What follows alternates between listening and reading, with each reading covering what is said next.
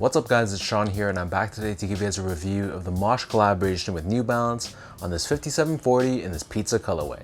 Today's video was sponsored by the good people from Heffelux. Heffelux is my all-time favorite sneaker insoles, and they sell eTPU insoles, which essentially is the same material you'll find with Adidas Boost. So if you're looking to add some additional comfort inside your shoes, be sure to check out their website, which I've linked down below in the description box.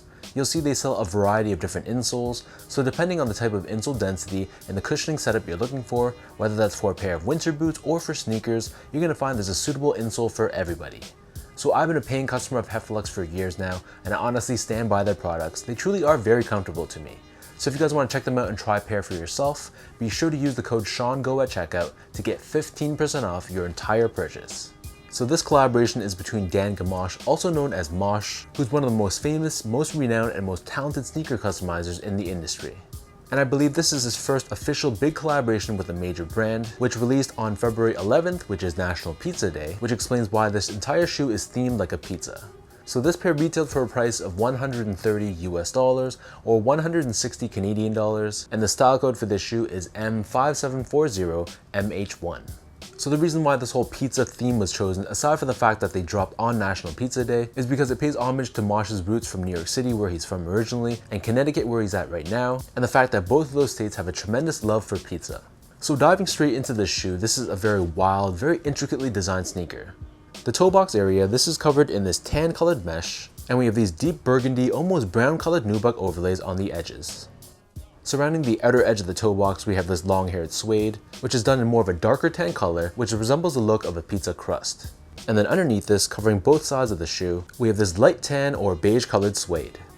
So that long-haired suede covers the eye stays of the shoe, and then underneath this we have more of that light tan or beige colored suede, and stitched on top of this we have this oversized New Balance end logo, which is constructed in what feels like a synthetic white colored leather, and it's backed by a secondary layer of green colored nubuck on one side and more of a synthetic brown colored leather on the other side. Moving downwards, we have more of that beige colored mesh that we saw earlier on the toe box. We have another hit of this deep burgundy or brown colored nubuck, and surrounding the heel we have this long-haired suede done in this red color, which pays homage to the classic pizza sauce. Right above this in the center we have this small hit of white colored leather, and the top of the heel is covered in what feels like a synthetic green colored nubuck. And at the bottom we have this brown colored TPU heel clip, which gives you added structure and support for the back end of the shoe. For the laces, so these come with these flat style laces done in this white color, and the lace tips incorporate Mache's signature, which is a nice added touch. Underneath this we have a mesh tongue done in this red color, and on the top the New Balance logo is done in green with a red and white checkerboard finish underneath. And on the back side of the tongue, we have the New Balance branding, the Intelligent Choice, 5740, and the fabric on this side is once again done in that checkerboard fashion. And then as we take out the insoles, these come with these custom branded insoles, which I really love. On the heel we have Mache and New Balance co-branding, and we have this custom pizza graphic printed on top.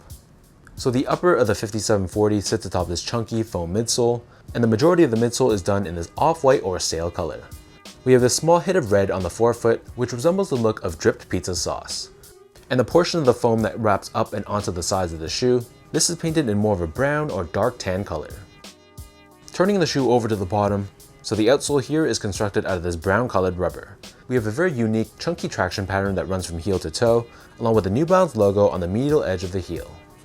So that breaks down the look and the construction of these pizza 5740s. And for those wondering about sizing, so to me these ran like most of my other 5740s, so I personally prefer to go a half size down to give me a nice snug fit.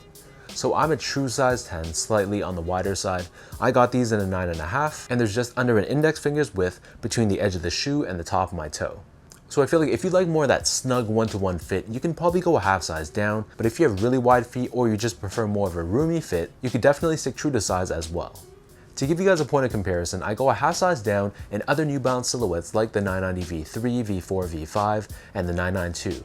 And in comparison, I stick true to size or a size 10 in other New Balance silhouettes like the 1500, the 1530, most of my 991s, the 990 V2 and the 997 because of their more narrow toe box, and most of my 2002 Rs. Moving on to the comfort, so the 5740 is a model inspired by the classic 574. With that said, the tech on the shoe is very minimal. It pretty much feels like any of your other retro sneakers that just has your traditional foam midsole. And this shoe is a little bit more on the heavier side, and cushioning underfoot isn't the greatest. However, for just an everyday casual use shoe, they're gonna feel perfectly fine. Just don't expect anything that's too soft or too responsive underfoot. Last but not least, in terms of the overall quality and the craftsmanship, this is not a made in US or made in UK New Balance shoe, it's made in China. However, the material quality I thought was decent. Specifically, the hairy suede they used felt a little bit better than average. But on the other hand, a lot of the other materials kind of had more of a synthetic feel to it. For example, the leathers and the nubucks. But generally speaking, for the price point you're paying, I felt like the quality of materials was decent. And similarly, from an overall build and craftsmanship standpoint, my pair didn't have any major flaws with it. Maybe a few glue stains here and there, but nothing that was a definite deal breaker.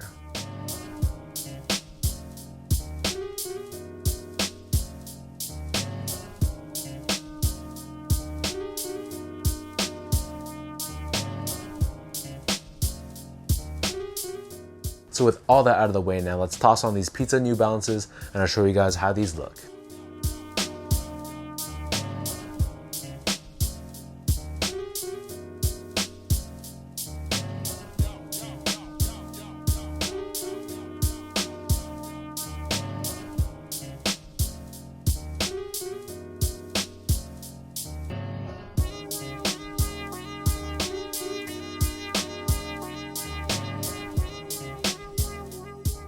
Obviously, this is a very wild, very playful, and very unique looking colorway. So because of that, it's not gonna be the easiest shoe to pull off, and it's a shoe I don't know how often I'm gonna actually wear.